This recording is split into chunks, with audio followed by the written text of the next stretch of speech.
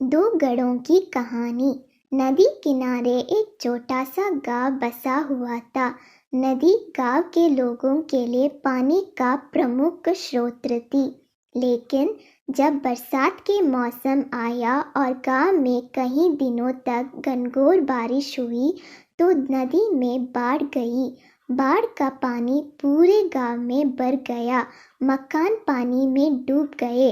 लोगों को सुरक्षित स्थानों पर बांटना पड़ा। बाढ़ की पानी में लोगों की घरों की कई चीजें बहने लगी। उनमें दो घड़े भी थे। एक पीतल का घड़ा था और एक मिट्टी का। दोनों ही घड़े पानी में खुद को बचाने का प्रयत्न कर रहे थे। पीतल के कठोर और मजबूत घड़े ने जब मिट्टी के कमजोरी घड़े को संघर्ष करते देखा तो सोचने लगा कि मिट्टी ये कमजोर घड़ा आखिर कब तक खुद को डूबने से बचा पाएगा। मुझे इसकी सहायता करनी चाहिए।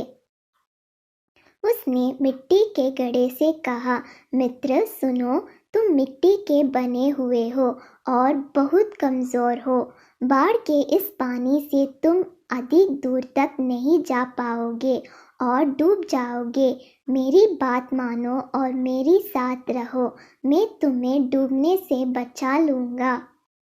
मिट्टी के घड़े ने पीतल के घड़े को देखा और उत्तर दिया, मित्र, तुम्हारी सहायता के प्रस्ताव के लिए धन्यवाद, लेकिन मेरा तुम्हारे आसपास रहना मेरे सलामती के लिए उचित नहीं है।